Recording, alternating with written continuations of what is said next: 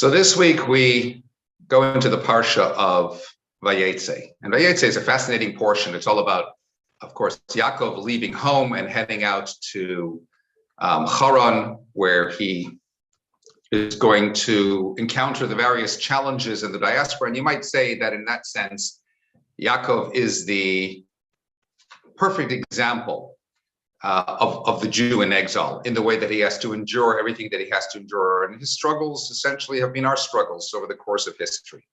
But there's one particular lesson I want to focus on regarding Yaakov, because this week it incorporates a whole broad range of relationships. He meets a girl, he loves her, he wants to marry her, etc. So let's consider. The question is asked, is there anything more beautiful in life than a boy and a girl clasping clean hands and pure hearts in the path of marriage? Can there be anything more beautiful than young love? Well, a careful analysis of our portion sheds some light on the answer. Let's hold the question and we'll come back to it later. In the portion of Vayetze, as we say, the Torah recounts the adventures of Yaakov. He leaves his father's home, he heads to his uncle Lavan, he's in search of a bride. And as this famous story unfolds, Yaakov falls in love with Rachel, the younger of Lavan's two sisters, and he agrees to work 7 years for her hand in marriage. I wonder if any of us would consider doing that. But Lavan, true to his cunning self, switches Rachel for his older daughter Leah just prior to the chuppah, prior to the wedding ceremony. And Yaakov, nevertheless, remains insistent on still marrying Rachel, and therefore does so at the end of the Sheva brachas, at the end of the 7 days of celebration after Leah's wedding to him. He marries Rachel immediately on the consent, though, that he would work another 7 years in exchange for her. Now, commentaries note that our forefathers had a profound sense of spiritual sensitivity, prophecy, enabling them to have an insight even into certain divine secrets. And that's why our sages tell us in the Talmud that our forefathers kept the Torah even prior to its having been given. In other words, though the Torah wasn't given till hundreds of years later at Sinai, and therefore the laws were not yet binding, still the forefathers embraced its teachings and applied them wherever feasible and practical. So the question to be asked, and is indeed asked and analyzed by many commentators, is on that basis, there is a categorical prohibition in the Torah that says you're not allowed to marry two sisters. So how is it that Yaakov, though having been duped into marrying Leah, still chooses to pursue marriage with her sister Rachel as well, in direct defiance of the biblical law, prohibiting man from marrying two sisters? It seems that Yaakov is choosing to forego his integrity for the sake of personal pursuit, for the sake of love. And the answer that I suggested is that he didn't do so for his sake. He did so entirely for Rachel's sake. You see, here's the point. Here was a girl with whom he shared an intense bond and affection.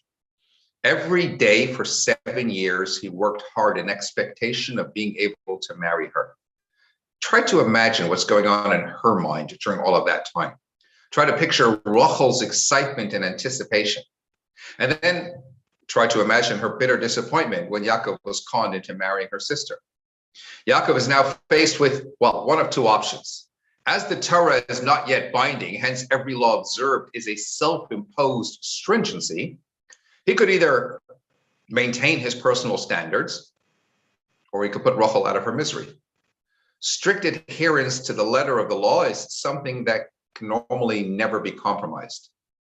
But it's not yet law, and personal standards, however admirable, have no place at the expense of someone else's pain.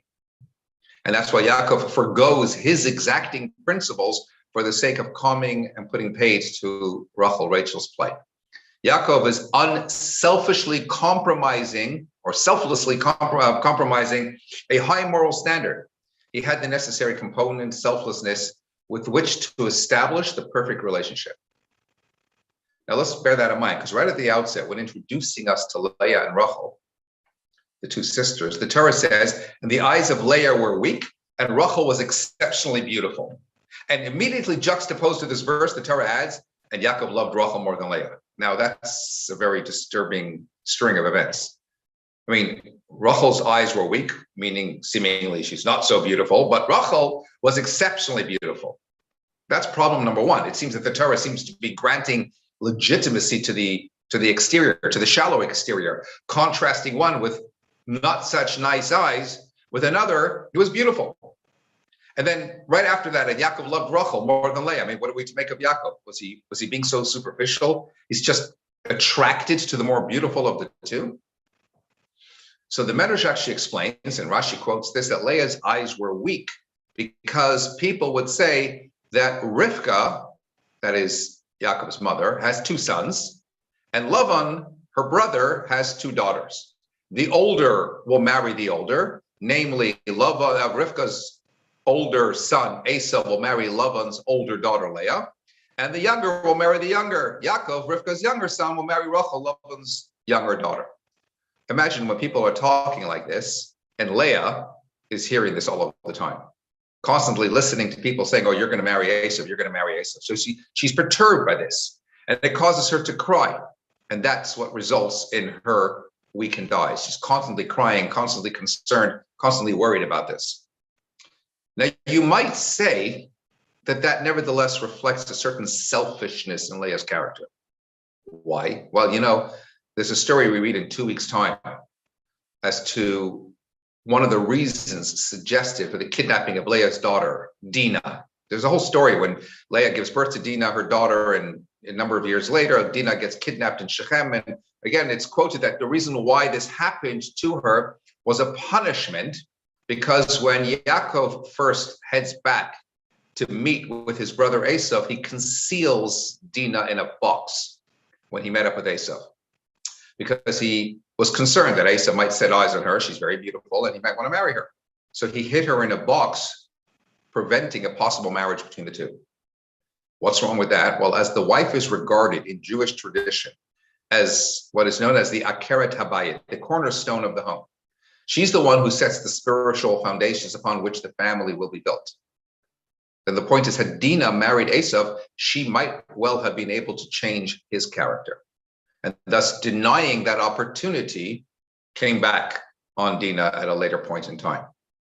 And that's the point. Dinah was the daughter of Leah, like mother, like daughter. She was following on from Leah. Leah might well have been able to have that same effect on Esau. Granted, maybe she's a little bit perturbed by the suggestion of marriage to him in the first instance, but to be so self-obsessed by the suggestion of marriage to such an extent of constant tears without looking at the bigger picture, suggest implies a certain element of selfishness. Now let's contrast that to Rachel, who personifies total selflessness. Mysticism explains that there were four individuals who are so selflessly subservient to God that they're considered like the wheels of God's chariot, inasmuch as a chariot is completely subservient to its driver and goes in whichever direction the driver steers it. In a very similar vein, there were four that were so utterly subservient to God as well. Who were the four? Three forefathers, Abraham, Yitzchak, and Yaakov, and Rachel. Not to say the others weren't, but Rachel to the extreme extent. And in fact, of course, we find this characteristic expressed in Rachel's actions as well. Because even though she waited 7 years to marry Yaakov, and here comes the moment, she sees her father is switching them out. She has an option here. She has a choice. She can blow up the whole plan. She could say, hey, that's my sister, et cetera, et cetera. It's not me or whatever. She doesn't do that, does she? We know that as much as she could have foiled her father's plot, she chooses to hand over secret signs to her sister that had been established between herself and Yaakov. Yaakov knew Lavan might pull a fast one and switch out the girls. So he gives a certain sign to Rachel saying, hey, hand this to me under the chuppah. And Rachel goes, and instead of blowing up her father's big plan over here, and chooses to spare her sister any embarrassment, and hands those signs to her sister saying, here, hand these to Yaakov under the chuppah. She opted to give her sister the necessary code so as to spare her any embarrassment. Incredible selflessness. The love of her life is slipping away. She has no idea that Yaakov might still go ahead and marry her a week later or whatever it is. As far as she knows, at this point in time, this might be game over. In fact, 1,100 years later, or a bit more than that, when the Jewish people are going into exile, they cry at the tomb of Rachel in Bethlehem. And they're crying about their exiled state, and all the forefathers and others, all the greats are crying before God, spare our people, spare our children. No response. Then Rachel, whose burial plot it was, comes before God, and God says to her, stem your tears, stem your crying, because there will yet be reward for your selflessness. Your children will yet again return home. So you see that it was a deep, profound, selfless act. Eyes are the windows of the soul. As even the Talmud remarks, you can look into the bride's eyes and know everything about her. So you might suggest that Yaakov saw in Leah's weaker eyes an element of selfishness, which would not be the ideal for marriage, not with his selfless nature. Rachel, on the other hand, was very beautiful. By definition, she epitomized altruism. It's not talking about her external characteristic. It's talking about what's going on inside. And thus, Yaakov loved Rachel. There's an immediate attraction where he recognizes that she, like him, would be the ideal partners to raise the 12 tribes and pave the way for the Jewish future. Every marriage is a selfless act where each partner is taking their lives until then entirely their own and is committing it to another. Still, even in that context, people mistakenly assume that marriage is a give and take relationship. That's such a fundamental mistake. It's a fundamentally flawed approach, because whilst each partner gives, they'll always be keeping one eye on what they're receiving as well. And if they don't feel they're getting out proportionate to what they're putting in, they're going to tire from giving. Marriage, in its truest selfless form, is a giving-give relationship, where each spouse should altruistically concern themselves with what they're contributing to the union without concerning themselves in what they may be receiving in return. Because the truth of the matter is, if you think about it, when both spouses adopt this approach, both will inevitably be receiving, albeit in a totally selfless framework. That's the ideal setting in which to raise a family where self-sacrifice, a fundamental and essential component in life, can be properly nurtured. And in the context of relationships, true love means that you and I are connected at a level where our emotions are so intertwined such that we feel each other's joys, or conversely feel each other's pains. Like the famous tzaddik of Yerushalayim, as he was known, Rabbi Levine, who took his wife with her painful leg to the doctor and said, "Doctor, my wife's leg is hurting us." When you think about it, there's an absolute contradiction. There's an absurdity when man and woman bonds become one. When God created the first man and woman, he created them as one being. And God created man in his image, male and female, he created them. It was one singular being with both male and female characteristics. But then God separated the two. He created two diverse beings. The characteristics were divided between two mutually independent entities. He's no longer she, and she's no longer he. To illustrate the point, there was a language instructor who was explaining to her class that in French, nouns, unlike their English counterparts, are grammatically designated as masculine or feminine. So house in French is feminine, right? La maison. Pencil in French is masculine, le crayon. So one puzzle student asked, well, what gender is a computer? Teacher says, you know what? Why don't you figure it out? She splits the class into two groups appropriately by gender and asks them to decide whether a computer should be masculine or feminine. Both groups have to give 4 reasons for their answer. After the hour, the men's group decide computers are definitely feminine, la computer. Why? Because no one but their creator understands their internal logic. Number 2, because the native language they use to communicate with other computers is incomprehensible to everyone else. Number 3, even the smallest mistakes are stored in long-term memory for possible later retrieval. And number 4, as soon as you make a commitment to one, you find yourself spending half your paycheck on accessories for it. But the women's group concluded that computers are masculine, let computer. Why? Number 1, you talk to them and they never respond. Number 2, they have a lot of data but still remain clueless. Number 3, they're supposed to help you solve the problems. Half the time they are the problem. And number 4, dare I say this, as soon as you commit to one, you realize that if you'd waited a little longer, you could have got a better model. All of life is a process and a pursuit of bringing our lives back to that utopian state where we can merge again to become one. How? How can two such diverse, idiosyncratic people hope to unite to become a single unit? How can two halves, each with their own disparate identities, their unique personalities, their autonomous existence, their own egos, their own sense of self-importance, hope to ever join to become one whole? And the answer lies in the opening words of that same verse. And God created man in his image. there's another dimension to this union, which we cannot and must never lose sight of, and that is the spiritual dimension. So when we look at the Yaakov Rachel model and we talk about total selflessness in a relationship, it's essential to appreciate that you have to invariably introduce the vital spiritual element.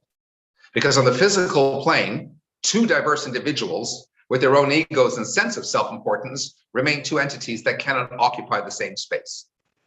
So selflessness will be lacking. But on the spiritual plane, which transcends space, and where we recognize that we're two halves of the same entity, we can merge to become one.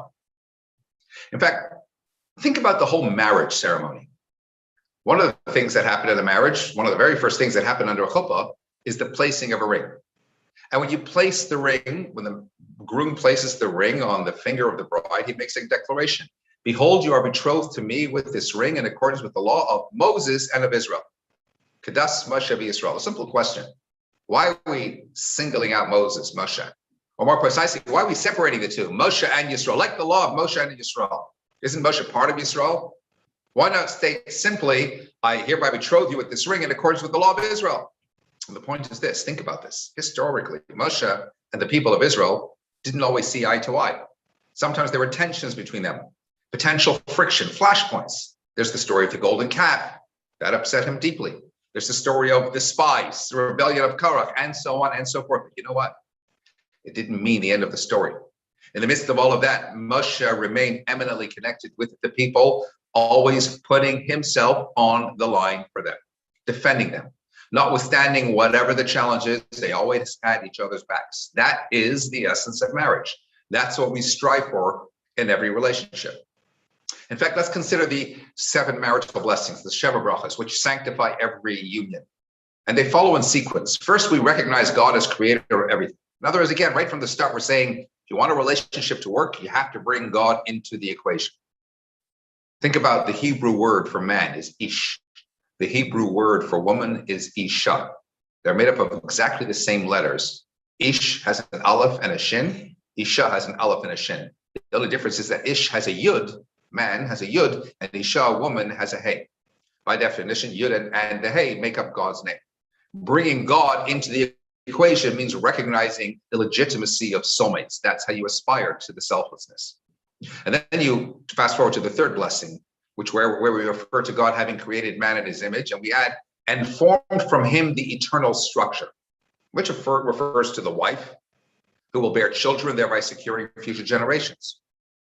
But the words literally translate to mean everlasting home, which is intrinsically linked with the fact that, again, he created man in his image, because the home is everlasting when we introduce the spiritual element that generates the necessary selflessness, making room for God and each other. It's not about him or her, it's about us. And it's that awareness, that consciousness, which is paramount in our relationships, if they're to take on meaning and to stand the test of time. I'm not saying that relationships are unsustainable without the spiritual element. Many are. But I will say that they're lacking a key element of true blissful satisfaction and ultimate connection. And then we're given some practical advice about this in later blessings. What do we say? We say, Samach reim ha'ovim, you should experience joy. Just as they, just as they experienced joy in the Garden of Eden. Mikedem, in the days of old. What was the joy they experienced? Okay, Adam didn't have a mother-in-law. Don't quote me on that. That would be cause for joy, but it's saying a lot more than that. This word kedem, which means like in the days, began Eden mikedem, the good old days of the Garden of Eden. Kedem also has a different meaning in Hebrew. It translates as east. And one time that we find east referenced in the story of Adam and Eve is when they ate from the tree and they're sent out from Gan Eden, from the Garden of Eden. And the Torah says, mikedem, to the east of Eden, which leads to a remarkably striking understanding of this blessing. We're asking God to grant joy to the bride and groom, not like in the Garden of Eden in the good old days, but rather like in the days that followed the expulsion from Eden. Strange though that may seem, this interpretation gives marvelous depth and relevance to this blessing, because we all have a personal Eden, the paradise of our dreams and ambitions. We all start out with dreams of how we imagine our lives are going to turn out, dreams of love, happiness, fame, fortune, a picture perfect life, but sooner or later, we might lose something of our Eden. There may be lost opportunities, there may be lost time, some dreams that didn't materialize, and we end up in the East of Eden. No one quite escapes that on one level or another. And some people react by pining after those spent dreams, always wishing to do their time again. They might, in fact, get stuck in a painful limbo because you can't go back to the past, but they can't move forward either.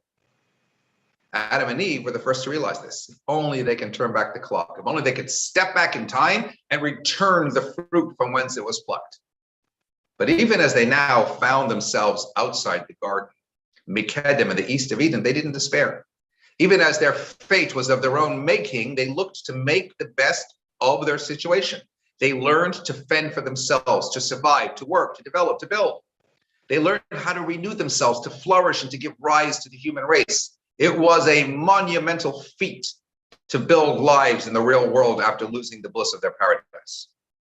So we're not asking God to give us joy like in a dream world of Gan Eden, of paradise, but rather give us the courage to face life and give us the strength to forge a new world, to build a new paradise, maybe even after sometimes we might be somewhat expelled from the Eden of our dreams. Elie Wiesel actually once observed when reflecting on his own generation, the true greatness of Adam and Eve wasn't just that they were the first couple in human history, but that when everything they had was taken from them, when their paradise was lost, they still had the courage to begin again. To begin something new, he said, is a wondrous thing. And then obviously, as everyone appreciated him referring to his own life experience, but to lose everything and be able to begin over again is nothing less than a miracle. That's the reality and the secret behind our Jewish survival. We pick ourselves up, regardless of what life throws at us, and we channel our energies to make out of the darkness light. That's the reality behind the success of every relationship as well. And then there are the final two blessings that we recite that are actually dichotomous when you look at it carefully. One ends with the words, Misameach Chatzan Bikala, rejoicing the groom and the bride. First, the joy goes to the groom and then to the bride. The other ends, Misameach Chatzan Im Hakala, rejoicing the groom with the bride. The primary joy is generated by the bride and then the groom with the bride. Here's the point. These blessings reflect the reality of diversity, of how at times the joy is generated by the groom. It's his perspective, his way is embraced, and that then gets transmitted to the bride. And then there are times when her clarity of vision prevails, her opinion is embraced, and then the joy is generated through the bride onto him. That should always be our measuring stick. It simplifies so many of life's complexities, and many of marriage's complexities, and many of life's difficult decisions. Marriage is not where perfect people join together. It's where imperfect people learn to enjoy and celebrate their differences, and ultimately striving again to make out of the many one. And finally, everyone knows that at the very end of a chuppah, we break a glass, after which everyone yells out, Mazel Tov. And as much as there's a lot of ancient meaning to the ritual, there's also a very powerful message. In life, and especially in relationships, it's important to remember that there are bumps in the road. Life isn't meant to be perfect. Again, it's precisely those bumps that serve as the building blocks for a meaningful relationship. The breaking of the glass conveys a powerful lesson how to navigate those bumps. Nothing spells disaster. Nothing marks the end of the world. The molehills needn't be exaggerated into mountains. Great relationships involve being great at managing the disagreement. Just take a breather. The glass broke, say Mazel Tov, carry on. And so, is there something more beautiful than young love? Yes. It's the spectacle of an older man and an older woman walking down that same path. Their hands may be bent, but still clasped. Their faces are wrinkled, but still radiant. Their hearts are physically tired, but still strong with love and devotion for one another. There's only one thing more beautiful than young love, and that is old love. And that's achieved when the two halves of the soul are selflessly harmonized as personified by Jacob and Rachel. I wish you all a beautiful Shabbat. Shabbat Shalom.